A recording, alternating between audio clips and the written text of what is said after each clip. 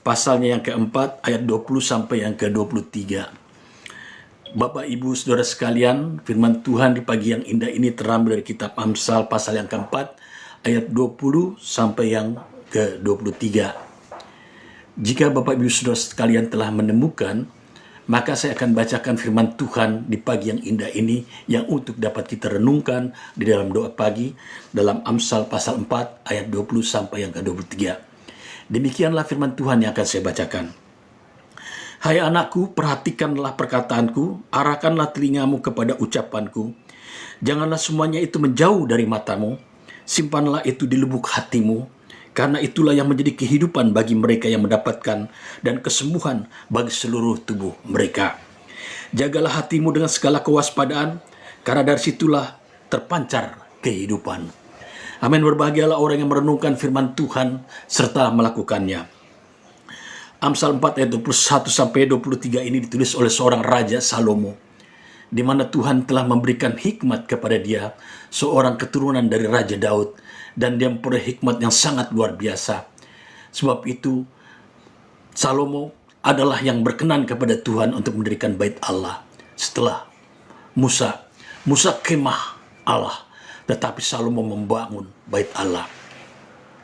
Di dalam bait Allah itu dibangun tidak sembarangan dibangun, karena semua kehendak daripada Allah pencipta langit bumi untuk mendatangkan kehadiratnya. Di mana di zaman Musa Tuhan datang dengan tiang awan dan tiang api, dan bagaimana juga Musa ketika ingin tahu bentuk Tuhan itu, ingin melihat wajah Tuhan. Bayangkanlah ribuan malaikat turun dari surga dan gunung Sinai itu terbakar. Tapi Musa dilindungi oleh dua tebing. Alkitab mengatakan dalam kitab Keluaran, ketika Tuhan hanya melewatkan punggungnya saja. Karena kalau Musa melihat juga dia akan mati.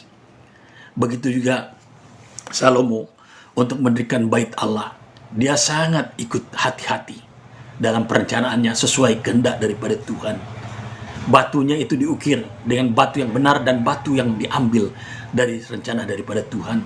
Emasnya juga harus ada seorang pembuat emas yang diminta Tuhan dan dipenuhi dengan urapan Roh Kudus. Sebab kalau sembarangan dia akan mati. Jangankan itu, mengangkat tabutnya saja kalau sembarangan orang akan mati. Masuk ke kemah khusus yang utama, ke kemah yang kudus, kalau sembarangan orang pun akan mati. Maka Salomo lah yang berkenan kepada Tuhan. Karena Daud yang ingin membangun, tapi Tuhan menginginkan Salomo. Lalu Salomo membangun bait Allah. Setelah diruntuhkan entah di mana tahun perjanjian itu, sampai sekarang pun bait Allah belum bisa dibangun. Karena memang itu sakral dan sangat religi. Semuanya diatur bukan oleh kehendak manusia, tetapi kehendak Allah pencipta langit bumi alam semesta ini. Salomo diberikan hikmat untuk mengetahui mana yang baik dan benar selama memimpin menjadi raja bangsa Israel atau bangsa Ibrani. Lalu Salomo menuliskannya. Salah satu poin dalam kitab Amsal ini adalah Amsal 4 ayat 20 sampai 23. Hai anakku, perhatikanlah perkataanku, arahkanlah telingamu kepada ucapanku. Janganlah semuanya itu menjauh daripada matamu, simpanlah itu di lubuk hatimu, karena itulah menjadi kehidupan bagi mereka yang mendapatkan kesembuhan bagi seluruh tubuh mereka. Bapak-Ibu sekalian, jagalah hatimu dengan segala kewaspadaan, karena dari situlah terpancar kehidupan. Jadi kita harus menjaga hati kita. Salomo sangat menekankan dalam ayat 23, jagalah hatimu dan segala kewaspadaan, karena dari situlah terpancar kehidupan. Jadi dalam kehidupan ini kita harus menjaga hati kita. Karena Tuhan Yesus berkata, orang baik akan mengeluarkan perbendaharaan yang baik. Orang jahat akan mengeluarkan juga perbendaharaan yang jahat. Kalau hati kita baik, hati kita dipenuhi dengan firman Tuhan, hati kita dipenuhi dengan takut akan Tuhan, hati kita dipenuhi dengan penyembahan, pujian kepada Tuhan, hati kita dipenuhi dengan dengar-dengaran firman Tuhan, maka perbendaharaan hati kita akan baik. Tetapi kalau hati kita dipenuhi dengan kejahatan, kesombongan, keangkuhan, keserakahan, maka apa yang kita dapatkan akan keluar dan menjadi itulah tindakan kita, perilaku kita, sifat kita. Salomo menuliskannya. Dia dikatakan, hai anakku, perhatikanlah ucapanku. Di maksud Salomo adalah perhatikanlah firman Tuhan. Memang Bapak Ibu sekalian, saya melihat banyak poin-poin di Alkitab ini yang agak banyak juga perubahan.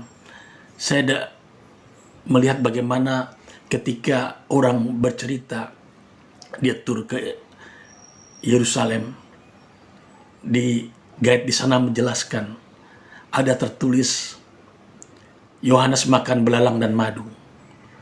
Ternyata belalang sana bukan makanan seperti belalang binatang yang protein.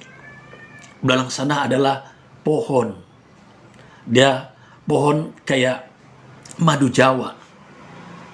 Kayak madu Jawa, itulah makanan Yohanes. Namun di Alkitab hanya ditulis belalang. Tidak ditulis belalang itu pohon. Jadi di sini dikatakan oleh Salomo, perhatikanlah firman Tuhan. Jangan semua itu menjauh daripadamu. Simpanlah itu di lubuk hatimu. Karena itulah yang menjadi kehidupan bagi mereka yang mendapatkan kesembuhan bagi seluruh tubuh. Kalau kita mau mukjizat terjadi, kesembuhan terjadi, persoalan terjadi, pergumulan terjadi, pergumulan kita dibebaskan, dan terobosan-terobosan dibukakan, firman Tuhanlah jawabannya. Firman Tuhanlah jalan keluar bagi kita untuk memperolehnya. Namun dikatakan, taruhlah itu di lubuk hatimu. Firman itu dibaca setiap harinya. Daud menuliskannya dalam Amsal 1. Orang yang berhasil itu kesukaannya ialah Taurat Tuhan. Amsal 1 ayat 1-3. Dan merenungkan Taurat itu siang dan malam. Kita harus merenungkan firman Tuhan siang dan malam. Itulah yang dikatakan akan menjadi kehidupan bagi mereka yang mendapatkan kesembuhan dan seluruh tubuh. Namun firman itu juga harus disirami dengan iman kita. Makanya kita harus baca firman Tuhan bertalu-talu. Terus ditabur dengan firman Tuhan. Supaya hati kita, tanah ini menjadi subur. Karena gempuran firman Tuhan. Ketika subur kita sirami dengan iman kita, maka dia akan bertumbuh. Dan ketika bertumbuh dia menjadi wahyu. Apa saja yang kau perbuat itu akan berhasil. Dan apa saja yang kau minta di dalam nama Yesus, itu akan terjadi. Itulah rahasia mukjizat Tuhan. Dari masa ke masa. Dari zaman ke zaman. Terus akan terjadi. Jika kita mau memahami, mendalami akan firman Tuhan. Menyirami dengan iman. Jadi jaga baca firman Tuhan. Jangan baca cepat. Jangan baca separuh-separuh, sepenggal-sepenggal.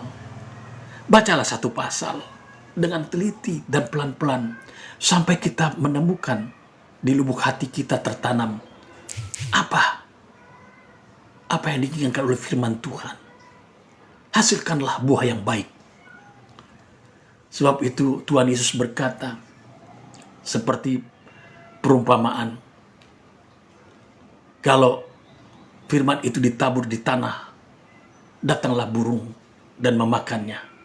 Yang berarti kita membaca firman Tuhan masa bodoh, akhirnya nggak dapat apa-apa. Lalu ada firman Tuhan juga, benih itu ditabur di semak belukar, lalu tidak bertumbuh. Karena firman itu dicampur aduk dengan pikiran dunia, kekayaan, asumsi, hal-hal yang tidak memberi kekuatan. Akhirnya matilah benih itu. Ada juga Tuhan Yesus berkata, benih itu ditabur di batu-batu.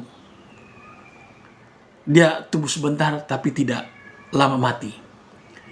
Karena takut dengan sakit yang divonis dokter akan stadium 4. atau sudah tidak mampu lagi harus bayar utang, atau kecewa, sedih, lihat keluarga yang nyaris hampir berantakan, atau merasa frustasi.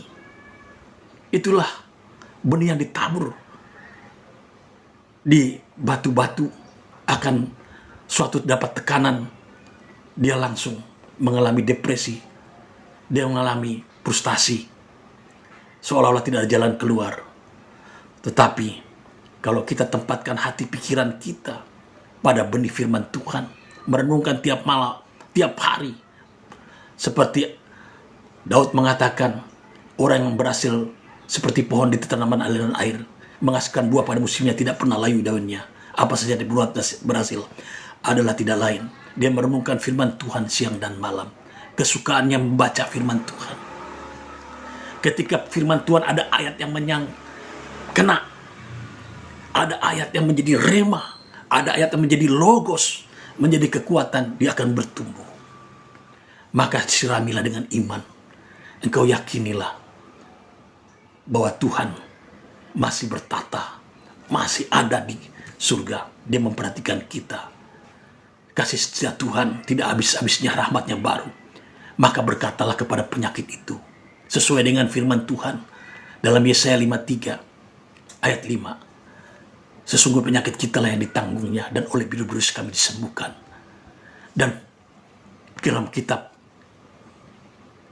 Keluaran Perjanjian Lama, dialah Allah penyembuh. Dialah Allah yang menyediakan segala sesuatu. Dialah Allah yang memberikan damai. Dialah Jehovah Rafa, Jehovah Jireh, Jehovah Salom. Dialah yang menciptakan kita. Apa persoalan kita, pergumulan kita, beban penyakitkah? Dialah El Shaddai. Dia Maha Kuasa. Ketika firman itu ditabur dengan iman, maka berserulah engkau, dalam nama Yesus segala persoalan ini akan lenyap. Dalam nama Yesus Kristus segala penyakit ini aku tengking keluar. Oleh bilur-bilur Yesus aku disembuhkan. Karena 2000 tahun yang lalu aku telah ditebus oleh darah yang kudus di Bukit Golgota. Dan Tuhan Yesus berkata, sudah selesai. Ketika imanmu berbicara itu, siapapun engkau, orang awamkah engkau, asal kau perhatikan ini, kau dapat melakukan mukjizat Tuhan. Karena Tuhan tidak pernah memandang rupa dan tidak memandang hina. Tidak perlu kau seorang nabi, tidak perlu kau seorang pendeta, gembala sidang, penginjil. Engkau dapat melakukan kuasa Tuhan, asal engkau melakukan hal demikian. Saya lihat banyak sekali Bapak Ibu sekalian mendoakan orang lumpuh berjalan. Saya tidak perlu berbicara hal-hal demikian, karena itu untuk kemuliaan Tuhan, bukan untuk kemuliaan pribadi. Bahkan saya pernah mencoba, apakah terjadi? Paulus berkata di Alkitab, ketika kena bayangannya saja orang sembuh. Saya berdoa, saya menyembah Tuhan, saya tanamkan firman Tuhan demikian. Saya imani, taburi dengan firman, dengan iman, supaya menjadi pewahyuan. Ketika tetangga saya ada seorang yang anaknya boleh dikatakan nggak labil, saya sangat memperhatikan dan saya tersentuh hati saya. Pada saat COVID itu, tetangga saya membuat tempat cucian tangan di luar. Anak ini sering merontak-rontak apa segala macam. Saya tahu dikuasai oleh iblis. Ketika dia lagi cuci tangan di luar, saya keluar dari rumah. Saya berjalan. Apakah terjadi? Kena bayangan saja, dia disembuhkan. Ketika saya dekat dia, saya lewat saja. Benar dia jatuh ambruk. Dan seketika itu saya tahu, di tubuhnya setan itu telah keluar. Banyak orang perhatikan. Namun sayangnya ketika itu dia sehat, dia pulih berbulan-bulan. Hanya setahun kemudian dia meninggal dunia. Jadi Bapak Ibu sekalian, Tuhan memakai siapapun juga. Dia tidak memandang rupa dan hina. Tuhan Yesus bukan mengutus muridnya saja 12. Alkitab mengatakan dia mengutus 70 orang Bahkan di luar itu juga ada orang yang berseru, dalam nama Yesus kau sembuh. Sampai muridnya berkata, ada orang, Tuhan menyebut namamu, banyak orang disembuhkan. Jadi Bapak Ibu sekalian, karunia ini besar. Siapapun engkau, dimanapun kau berada, kau bisa melakukan mukjizat Tuhan. Karena Tuhan mengatakan, Tuhan, tahun rahmat Tuhan bagi kita sekalian, asal kita mau percaya.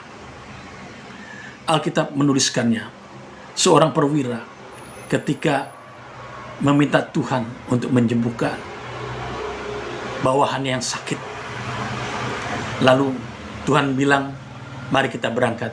Lalu perwira ini berkata, tidak perlu Tuhan, karena saya seorang perwira. Di bawahku ada di bawahku ada bawahanku, dan di bawahanku ada bawahannya lagi. Setiap aku perintahkan, maka itu akan dituruti. Tuhan kaget dengan perwira ini. Dan apa yang terjadi? Tuhan tidak memberikan resep, Tuhan tidak memberikan tumpangan tangan, Tuhan tidak memberikan datang ke rumahnya. Tuhan hanya apa? Memberikan kata-kata saja kepada perwira itu. Apa yang dikatakan Tuhan? Sesuai dengan firman-Mu, anak buahmu itu telah sembuh. Dan perwira itu percaya kesembuhan terjadi. Tuhan menyatakan firman-Nya bahwa dialah Allah penyembuh. Dialah Allah yang menyediakan segala kebutuhan kita. Dialah yang memberikan damai di saat badai, goncangan melanda. Dialah Jehovah Rabb, Jehovah Jireh, Jehovah Shalom, Dialah El Shaddai. Begitu juga ke tempat Yairus. Anaknya sakit dan telah mati. Tuhan tidak seperti Elia, berdoa untuk menyembuhkan seorang anak janda di Sarfat untuk hidup kembali, dan memang hidup kembali. Tuhan hanya mengatakan, talitakum. Alkitab mengatakan, hai anak, bangkitlah. Anak itu pun bangkit dari kematiannya.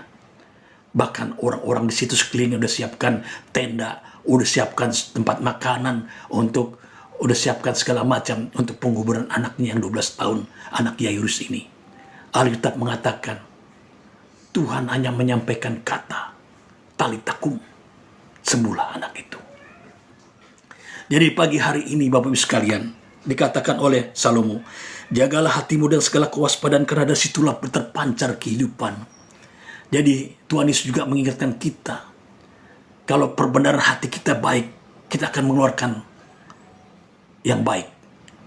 Kalau kita memberikan pembenaran hati kita yang jahat, kesombongan, keangkuhan, maka kita akan mengalami tuaian demikian. Jadi Bapak Ibu sekalian, bacalah Alkitab, renungkanlah firman Tuhan, bertumbuhlah dengan firman Tuhan, lalu siramilah dengan imanmu. Maka kata Tuhan Yesus, sampai sekarang ini engkau belum meminta apa-apa padaku. Karena syarat-syarat demi kita harus memintanya, menjalankannya, percaya kepada Yesus. Kepada Yesus yang telah menyelamatkan kita 2000 tahun yang lalu dan berkata, sudah selesai. Karena dialah kita mengenal Tuhan pencipta langit bumi alam semesta ini adalah Bapa surgawi. Karena dialah kita mengenal bahwa kita ditebus oleh darah yang kudus dengan begitu kejahatan kita, dosa kita. Dan ingat, dia bukan berbuat baik saja, dia bukan berbuat belas kasihan saja, tetapi dia juga akan menghakimi kita atas apa kelakuan kita nanti. Kalau kalian menantang Tuhan, maka dia akan datang. Engkau menghina Tuhan, engkau akan mengalami kengerian. Bapak Ibu sekalian, jadi Tuhan bukan menyatakan kebaikan saja. Ada masa kehakiman kalau kita tidak bertobat. Kalau kita tidak datang kepada Dia, kita akan menghadapi hal-hal kedemikian. Dan sekarang pun penghakiman sedang berlangsung. Orang mati tidak lagi seperti kita perjanjian lama. di lembah kekelaman, tetapi langsung dimasukkan ke neraka kalau dia tidak mengenal Tuhan dan berdosa. Tetapi kalau dia mengenali Tuhan, di rumah Bapa surga, Yesuslah yang mengenalkan surga. Jadi zaman dulu orang taunya Taman Eden ada di dunia, tapi sudah hancur di zaman Nuh. Tetapi Yesuslah mengenalkan, aku datang dari surga untuk menjemput orang yang percaya, umatku, untuk bersama-sama di rumah Bapa surgawi. Jadi Bapak Ibu sekalian, itulah jalan keselamatan kita. Biarlah firman itu disirami dengan iman dan menjadi pewahyuan. Engkau dapat memberitakan Injil, engkau dapat mengasihi sesamamu, engkau dapat berdoa untuk kesembuhanmu, engkau dapat berdoa untuk rumah tanggamu, keluargamu, supaya damai sejahtera, anugerah, kekayaan Abraham, Ishak, Yakub turun atasmu.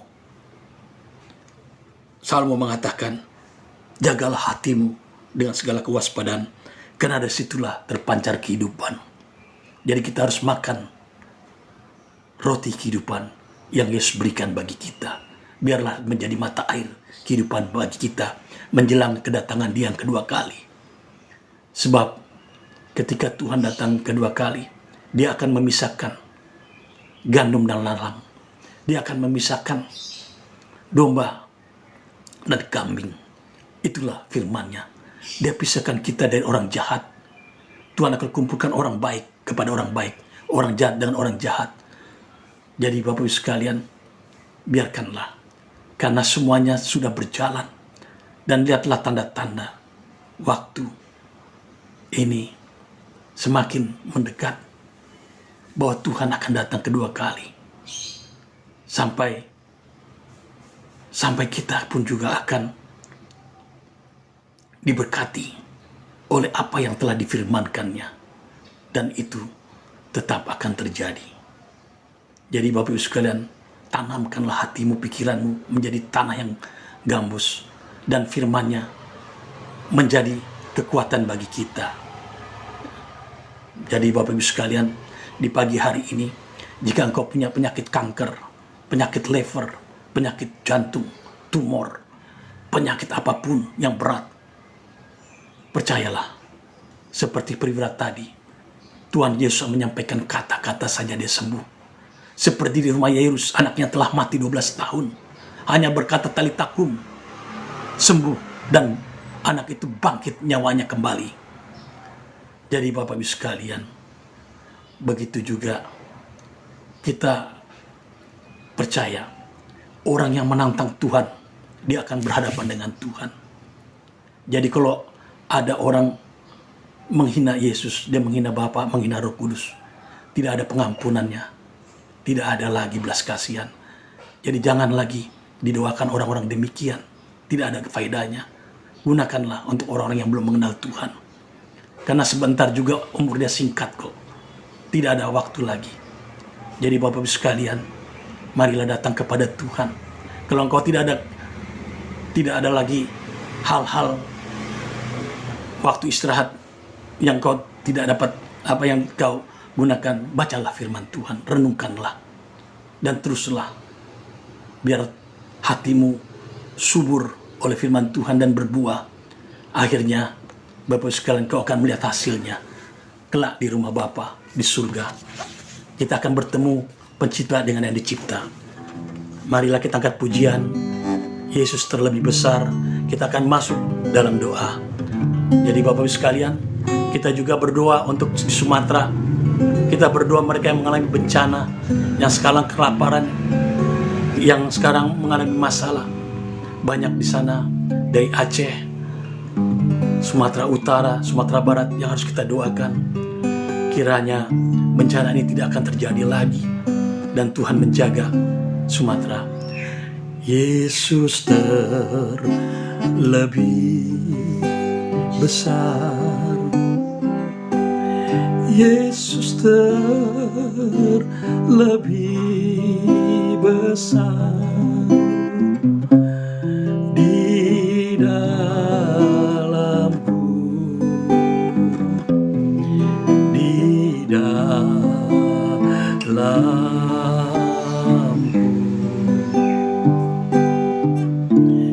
Yesus terlebih lebih besar. Yesus terlebih besar di dalamku selama-lamanya. Mari kita berdoa. Bapa dalam surga, terima kasih di pagi indah ini Tuhan, bahwa kami harus senantiasa merenungkan firman-Mu Tuhan, supaya itu menjadi rema, menjadi kekuatan kami, menjadi perilaku kami dan sifat kami. Dan jikalau kami mengalami masalah, persoalan, pergumulan, beban masalah, beban kepicikan hidup, Tuhan akan membukakan jalan keluar, kelepaskan. Demikianlah firman-Mu menjanjikan ya Tuhan, Engkau akan membukakan jalan kelepasan bagi kehidupan kami. Di pagi hari ini Bapa dalam surga, jika kami ada yang sakit di rumah-rumah sakit, oh kuasa yang sama yang menyembuhkan orang lumpuh, orang buta melihat timpang berjalan, orang yang mati pun dibangkitkan. Dan kami percaya di pagi hari ini dalam kitab Ibrani 13 ayat 5 yang berkata bahwa Yesus tetap sama dulu, sekarang, dan sampai selama-lamanya. Maka demi nama Yesus Kristus, segala penyakit lumpuh, penyakit kanker, penyakit tumor, dan penyakit apapun disembuhkan oleh pilur-pilur Yesus, semua disembuhkan. Terima kasih ya Bapak. Begitu juga mereka yang punya pergumulan rumah tangga, pekerjaan, jodoh, masa depan, bukakan jalan kelepasan, damai, sejahtera, dan sukacita. Kami berdoa untuk mereka Tuhan yang di Aceh, kami berdoa untuk mereka yang di Sumatera Utara, kami berdoa untuk mereka yang di Sumatera Barat mengalami bencana saat ini Tuhan. Mereka mengalami Tuhan persoalan rumah mereka, mungkin mereka dilanda, mungkin mereka juga mengalami kelaparan, kedinginan. Pagi hari ini Tuhan, kami berseru kepada Allah pencipta langit, bumi, alam semesta ini, dan kami serukan di dalam nama Yesus Tuhan, seperti Engkau telah memberikan mana 40 tahun makanan bagi orang-orang Ibrani, dan Engkau telah memberikan daging kepada mereka, dan selai rambut pun mereka tidak akan jatuh tanpa izin Tuhan, dan tidak ada penyakit. Berkati Tuhan yang anak Tuhan yang ada di sana, lindungi Tuhan, jagai mereka Tuhan, ubah mereka Tuhan, ratapan mereka jadi tarian sukacita, menjadi bagian dari kehidupan mereka. Bapa dalam surga, berikan mereka makanan, berikan mereka selimut, berikan mereka pengobatan Tuhan di pagi hari ini Tuhan, supaya dalam bencana ini mereka kuat dan teguh dan percaya bahwa Tuhanlah jalan keluar kelepasan bagi kehidupan mereka. Jikalau mereka sakit, sembuhkan mereka, dan kami percaya dalam nama Yesus mereka disembuhkan. Terima kasih ya Bapa. Biarlah Tuhan musibah ini Tuhan janganlah terulang lagi Tuhan, dan berkati mereka Tuhan, terutama juga untuk pemulihan mereka, pembangunan rumah-rumah mereka, pembangunan rumah ibadah. Oh, berkati dana dan anggaran pemerintah daerah Tuhan dan pemerintah pusat yang mereka butuhkan. Mari Kau juga memberkatinya Tuhan. TNI Polri Tuhan yang terus giat mengerjakan untuk memberikan pertolongan, berikan mereka tenaga ekstra Tuhan. Bapa dalam surga, pada akhirnya Tuhan kami serahkan pagi, siang, sore, malam hari ini Tuhan, dalam segala kegiatan. Berikanlah kami makanan kami setiap harinya, berikanlah kami rezeki setiap harinya, berikanlah kami keuangan setiap harinya, berikanlah kami jalan keluar kelepasan di atas jalan kelepasan, karena Tuhanlah sandaran kami. Dan kami percaya pagi hari ini Engkau telah memberkati kami. Bagimu segala puji, hormat, syukur di dalam nama-Mu yang mulia, nama yang dahsyat, nama yang ajaib, yang nama di atas segala nama, setiap lutut bertelut, setiap lidah mengaku. Dan di dalam nama Yesus Kristus kami berdoa dan mengucap syukur halia. Amin. Tuhan memberkati. Kiranya kita akan berjumpa lagi dalam doa pagi. Haleluya. Salam.